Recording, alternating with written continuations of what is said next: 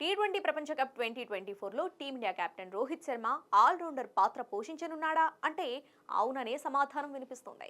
Career ప్రారంభంలో half spin ఆల్రౌండర్గా భారత జట్టులోకి ఎంట్రీ ఇచ్చిన రోహిత్ శర్మ 2007 టీ20 ప్రపంచ కప్లో సత్తా చాటాడు. తన బ్యాటింగ్ బౌలింగ్తో భారత విజయంలో కీలక పాత్ర పోషించాడు. కోచ్లు, మెడికల్ టీం సూచనల మేరకు చాలా రోజుల క్రితమే బౌలింగ్ వేయడం మానేసిన రోహిత్ శర్మ మరోసారి బౌలింగ్ వేసేందుకు సిద్ధమయ్యాడు.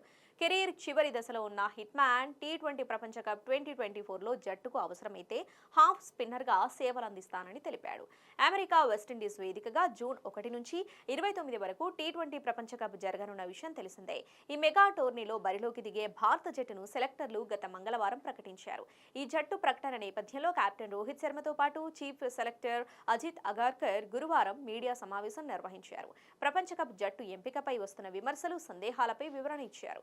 ఈ సందర్భంగా జట్టులో హాఫ్ స్పిన్నర్ లేడనే విషయాన్ని ఓ మీడియా ప్రతినిధి ప్రశ్నించగా అజిత్ అగార్కర్ కెప్టెన్ రోహిత్ శర్మను సూచించాడు. హాఫ్ స్పిన్ వేసేందుకు తాను ఎప్పుడూ సిద్ధమేనని రోహిత్ శర్మ కూడా తెలిపాడు. జట్టులోకి 4 స్పిన్నర్లు తీసుకున్నారు. కానీ అందులో ఒక హాఫ్ స్పిన్నర్ కూడా లేడు కదా అని సదరు మీడియా ప్రతినిధి ప్రశ్నించగా రోహిత్ శర్మ ఆ బాధ్యతలు మోస్తాడని అజిత్ అగార్కర్ నవ్వుతూ చెప్పాడు.